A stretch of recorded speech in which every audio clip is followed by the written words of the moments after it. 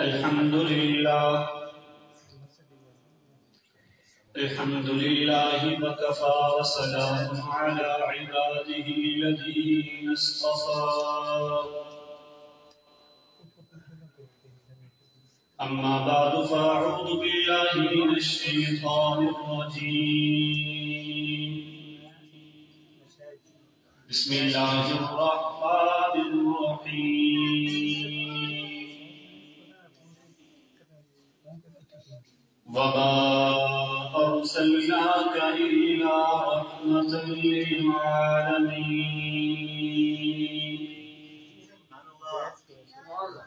وقال النبي صلى الله عليه وسلم لا يؤمن أحدكم حتى أكون أحب إليه من والده وولده والناس أجمعين صدق الله العظيم وصدق رسوله النبي الأمي الكريم اللهم صل على سيدنا محمد وعلى آل سيدنا محمد وبارك وسلم مولاي صل وسلم دائما أبدا على حبيبك خير الخلق كلهم محمد أحمد سيد الكونين والثقلين والفريقين من عرب ومن عجم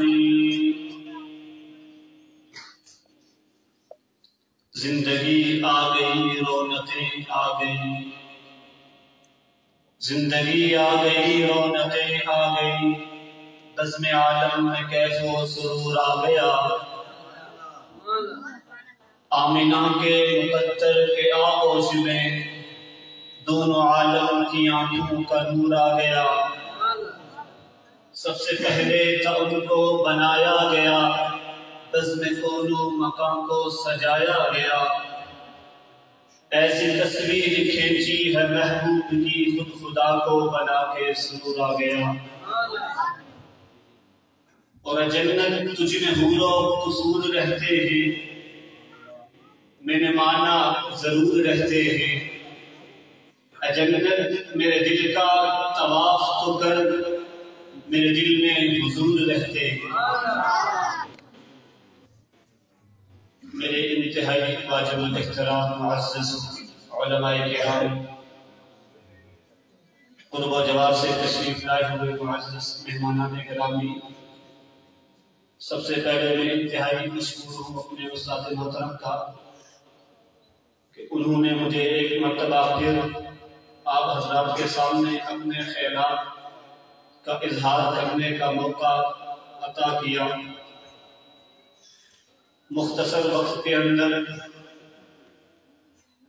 اپنی گزارشات آپ حضرات کے سامنے رکھوں گا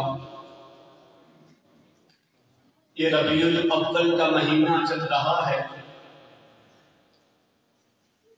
حضور علیہ السلام کا ذکر خیر اگرچہ سدا بہار ہے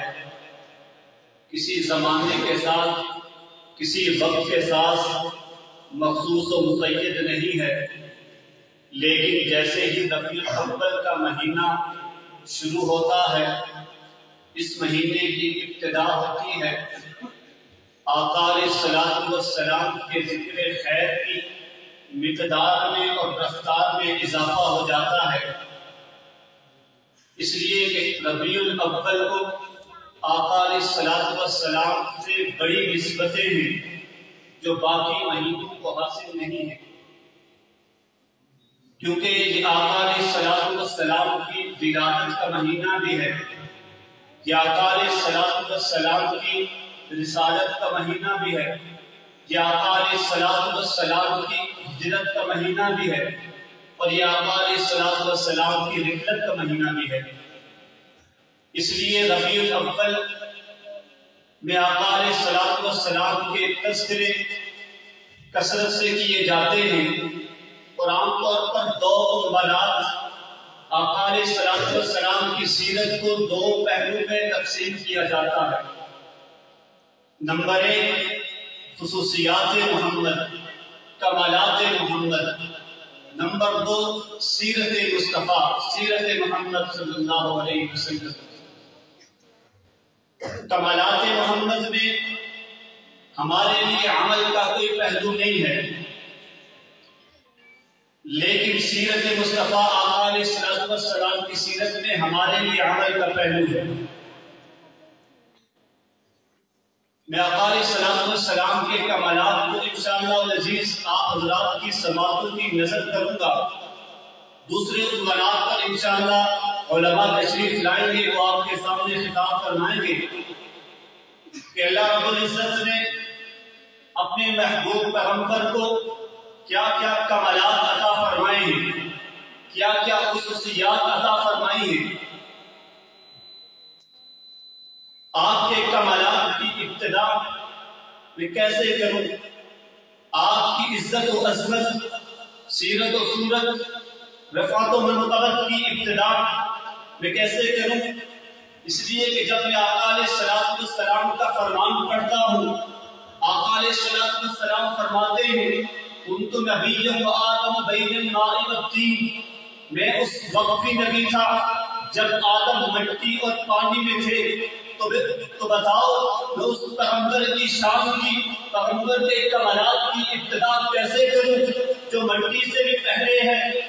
جو پانی سے بھی پہلے ہے، جو آسمان سے بھی پہلے ہے، جو زمین و زمان سے پہلے ہے، جو حور و غلمان سے پہلے ہے، جو مکین و مکان سے پہلے ہے، ہر کہکشاں سے پہلے ہے، سارے جہاں سے پہلے ہے۔ ہمارا تو عقیدہ یہ ہے کہ زمین و آسمان کے 14 طبق کاغذ بن جائیں، تمام سمندر سیاہی بن جائیں، تمام درخت قلمے بن جائیں، اللہ کے پاک فرشتے میرے آقا کے کمالات کو لکھنے کے لیے مامور ہوں، تو حقیقت یہ ہے کاغذ ختم ہو جائیں گے، قلمیں ٹوٹ جائیں گی، سمندر خشک ہو جائیں گے، لکھنے والے تھک جائیں گے، لیکن میرے آقا کریم صلی اللہ علیہ وسلم کی زلف مبارک کے ایک بار کا شان بھی بیان نہیں کر سکیں گے۔ ایک عالم دین نے آقا علیہ السلام کے کمالات کو بڑے خوبصورت انداز سے بیان کیا ہے۔ میرے ان جملوں کو صرف لفاظ مت سمجھیے گا، انشاءاللہ العزیز ان جملے میں آپ کو آقا علیہ السلام کی ایک حدیث کا مفہوم نظر آئے گا کہ ایک عام آدمی اور ایک نبی، عام آدمی اور نبی میں فرق کیا ہے؟ ایک عام آدمی جب پیدا ہو تو اس کے جسم سے بدبو آئے، میرا نبی پیدا ہو تو جسم سے خوشبو آئے۔ عام آدمی پیدا ہو تو دائیا کی ضرورت پڑے، میرا نبی پیدا ہو دائیا کی ضرورت نہ پڑے۔ عام آدمی پیدا ہو تو اماں کو درد زے ہو، میرا نبی پیدا ہو اماں کو درد زے نہ ہو۔ عام آدمی پیدا ہو گھر میں شور شرابہ ہو، میرا نبی پیدا ہو پوری کائنات میں سناٹا ہو۔ عام آدمی پیدا ہو اندھیرے میں چراغ کی ضرورت پڑے، میرا نبی پیدا ہو اندھیرے میں چراغ کی ضرورت نہ پڑے۔ عام آدمی پیدا ہو تو گھر میں پٹاخے بجے، میرا نبی پیدا ہو تو کیسر و کسرا کے ٹنگرے گرے۔ عام آدمی چلے تو گنڈ و غبار اٹھے، میرا نبی چلے تو ہدایت کے چشمے پھولے۔ عام آدمی چلے تو صرف آگے دیکھے، میرا نبی چلے آگے اور پیچھے دیکھے۔ عام آدمی چلے اسے پسینہ آئے، اس کے پسینے سے بدبو آئے، میرا نبی چلے جو پسینہ آئے اس پسینے سے بھی خوشبو آئے، بلکہ اس پسینے کی خوشبو اس کو اندر سے آنا ہو۔ عام آدمی بولے اس کے منہ سے نور نکلے، میرا نبی بولے تو منہ سے نور نکلے۔ عام آدمی بولے تو عام بات بولے، میرا نبی بولے تو حدیث کرے۔ عام آدمی کوئی کام کرے تو عام کام بنے، میرا نبی کوئی کام کرے وہ سنت اور شریعت بنے۔ عام آدمی کسی کے دودھ کے پیالے کو منہ لگائے، دودھ جھوٹا ہو جائے، میرا نبی دودھ کے پیالے کو منہ لگائے۔ 70 صحابہ وہ دودھ پیے، دودھ پھر بھی بچ جائے، میرا نبی 2 آدمی کی روٹی کو ہاتھ لگائے، 150 صحابہ وہ روٹی کھائے، روٹی پھر بھی بچ جائے۔ عام آدمی کسی کی طرف انگلی کا اشارہ کرے، لوگ کہے اشارہ کر رہا ہے ہاتھ کر دوں گا، میرا نبی انگلی کا اشارہ چاند کی طرف کرے، وہ دو ٹکڑے ہو کر میرے نبی کے لیے کھلونا بن جائے. میرا نبی انگلی کا اشارہ کرے درخت کے پتوں کی طرف وہ کلمہ پڑھنے لگ جائے. میرا نبی انگلی کا اشارہ کرے درخت کی طرف درخت زمین چیر کر میرے آقا کے قدموں کے بوسے لینے لگ جائے. میرا نبی انگلی کا اشارہ کرے سورج کی طرف وہ واپس پلٹ کر نماز کا وقت دہرائے. میرا نبی انگلی کا اشارہ کرے ابو جہل کی بن مٹھی کی طرف تو ابو جہل کی بن مٹھی میں تلقیہ کی نبی کا کلمہ پڑھنے لگ جائے. اس لیے کہتے ہیں ساری کائنات کے سارے انسانوں کے سارے کمالات ایک طرف آمنہ کے لال کے کمالات ایک طرف.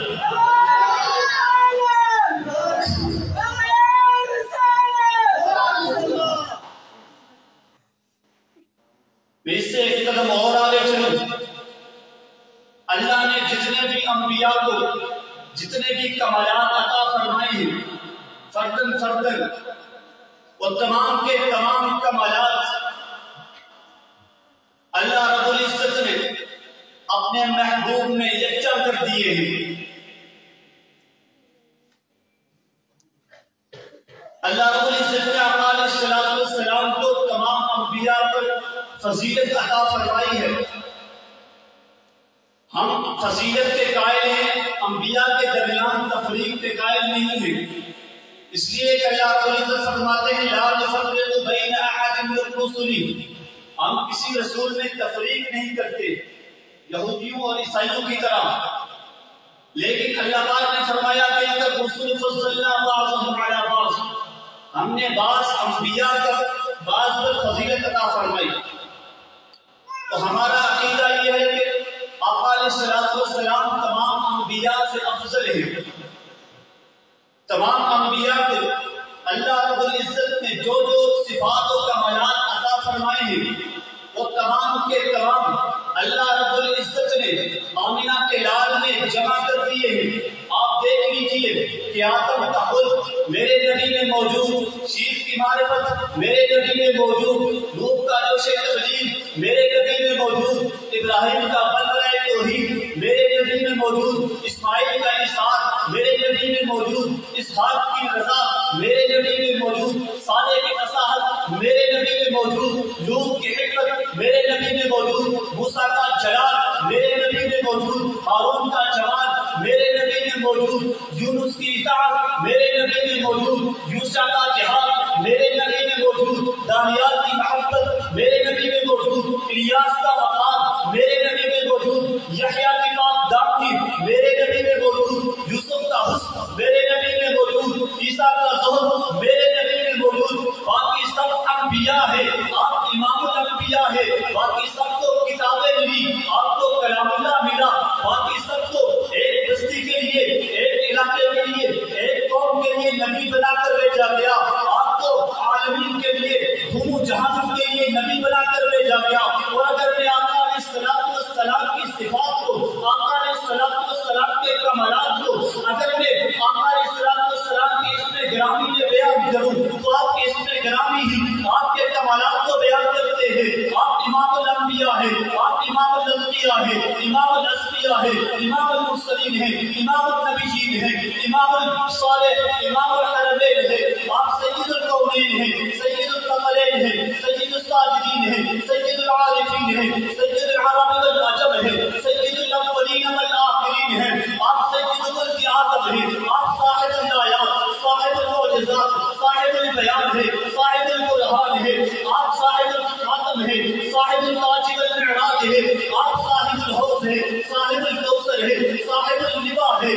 آپ صاحب المحشر ہیں, صاحب المنبر ہیں, صاحب المظہر ہیں, صاحب الوسیلہ ہیں, صاحب السلطان ہیں, صاحب الشفاعۃ الکبریٰ ہیں, صاحب الازواج الطاہرات ہیں, صاحب العلامات الباہرات ہیں. آپ نبی الرحمہ, آپ نبی المرحمہ, آپ نبی المرحمہ, آپ نبی الملائک, آپ نبی الحرمین, آپ نبی الصالح, آپ شمس الضحیٰ, بدر الدجیٰ, خیر الورا, نور الہدیٰ ہے. آپ کا نام نامی اس میں گرامی کتنا اعلیٰ ہے. اللہ نے آپ کا نام نامی اس کا اس میں گرامی کتنا اعلیٰ رکھا ہے. اب اپنا کلال عبداللہ کا دودھ یتیم, احمد مصطفیٰ, احمد مصطفیٰ, محمد مصطفیٰ صلی اللہ علیہ وسلم کی ذات گرامی ہے. اس لیے تو قاسم العلوم والخیرات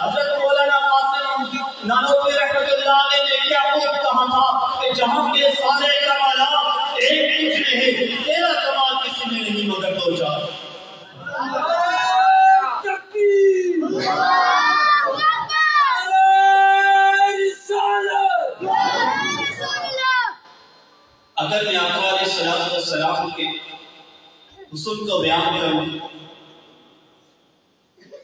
تو کہا جاتا ہے کہ یوسف علیہ السلام کو دیکھنے والوں نے